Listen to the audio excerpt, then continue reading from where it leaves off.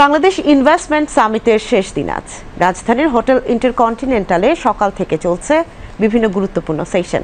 এতে অংশ নিচ্ছেন দেশি বিদেশি বিনিয়োগকারী ও নীতি নির্ধারকরা। দর্শক, এই মুহূর্তে বিনিয়োগ সম্মেলনে আছেন আমাদের সহকর্মী খালিদ হাসান। আমরা এখন সরাসরি চলে যাচ্ছি তার কাছে।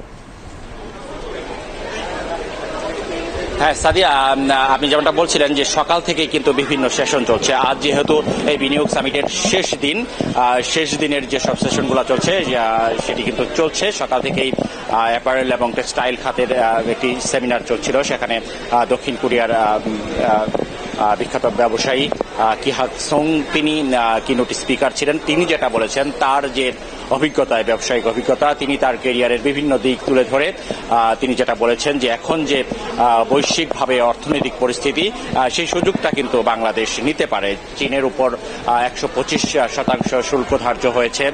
এছাড়া আরও বিভিন্ন ভাবে যেভাবে বৈশ্বিক অর্থনীতি পরিবর্তিত হচ্ছে, বাংলাদেশ সেই সুযোগটা নিতে পারে। একই সাথে বাংলাদেশের কাজের যে বর্তমান পরিবেশ, সেই বিষয়টিও নিয়েও তিনি উল্লেখ করেছেন এবং বিদেশি বিনিয়োগকারীদের তিনি বাংলাদেশে বিনিয়োগের আহ্বান জানিয়েছেন। তো আজ শেষ দিন বিপুল সংখ্যক বিদেশি বিনিয়োগকারী কিন্তু আজও বিভিন্ন সেশনে অংশ নিচ্ছেন।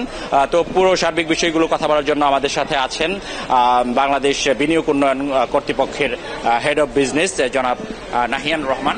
আপনার কাছে একটু জানতে চাচ্ছি যে শেষ দিনের সামিট আজকে শেষ হতে যাচ্ছে, তো আপনারা কি ধরনের আউটকাম আসলে আশা করছেন? জি ধন্যবাদ। প্রথমে বলতে হবে আজকে সামিটের শেষ দিন, তারপরে আপনারা দেখতে পাচ্ছেন আজকে মানুষের ঢল।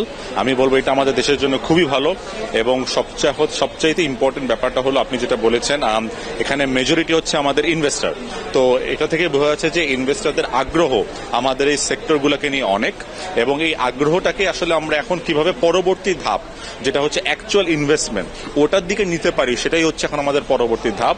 এবং ওটার জন্য সবচেয়ে বড় রোল প্লে করবে রেগুলেটর একটা সাইড, তার চেয়ে তো বড় হচ্ছে আমাদের যে লোকাল ইনভেস্টাররা আছে। তো লোকাল ইনভেস্টারদের সাথে ওদের ম্যাচ মেকিংটা করানোই হচ্ছে আমাদের আজকের সেশনের মূল অবজেক্টিভ। আমি যদি বলি, যাতে করে ওরা এখান থেকে একটা ডিসকাশন শুরু করতে পারে, যেটা ওরা এর পরের ধাপে গিয়ে ওরা অ্যাকচুয়ালাইজ করবে। সো আমার মনে হয় যে এখান থেকে আমাদের সবচেয়ে বড় আউটপুট হতে পারে হচ্ছে এইটাই। বিনিয়োগকারীদের, বিশেষ করে বিদেশি বিনিয়োগকারীদের আগ্রহ সাড়া কেমন পাচ্ছেন? প্রচুর সাড়া পাচ্ছে, এবং আমাদের চেয়ারম্যানও যেটা বারবারই বলেছে যে আমরা অত্যন্ত দুঃখিত আমরা যাদেরকে আসলে এখানে আজকে জায়গা দিতে পারছি না, কারণ আমাদের এত রেসপন্স আসবে এটা আমরা আগে আমাদের কল্পনার মধ্যে ছিল না। কিন্তু এটা খুবই ভালো। বিদেশিদের যে জিনিসটাতে এখন সবচেয়ে আমাদের জন্য আশাব্যঞ্জক হচ্ছে, তারা বিশ্বাস করছে এখনই সময় বাংলাদেশে ইনভেস্ট করার। তাদের বাংলাদেশের বিজনেস কেস, তাদের বাংলাদেশের অবস্থান, তাদের বাংলাদেশের রিফর্ম এজেন্ডা সবকিছু নিয়ে তাদের অনেক পজিটিভ আউটলুক, এবং তাদের কাছ থেকে একটি কথা যে এরপরে আমরা কিভাবে ইনভেস্ট করতে পারি। তো আমার মনে হয় এটাই ছিল আমাদের এই সামিটের একটি মূল উদ্দেশ্য। তো আমার মনে হয় যে আমরা অনেকাংশে সেক্ষেত্রে সফল। ধন্যবাদ আপনাকে। তো সাদিয়া, আসলে এই ছিল আমাদের কাছে এখানকার পরিস্থিতি। উনি যেটা বলছিলেন যে বিদেশি বিনিয়োগকারীরা বাংলাদেশের প্রতি আসলে সেই অর্থে আশ্বস্ত হচ্ছেন, তারা যে কর্মপরিবেশ পাচ্ছেন এবং বর্তমান সরকারের যেসব কর্ম পরিকল্পনা, তাতে কিন্তু তারা বাংলাদেশে বিনিয়োগ করার আগ্রহ প্রকাশ করছেন। তো বিকেলে আরও বেশ কয়েকটি সেশন আছে।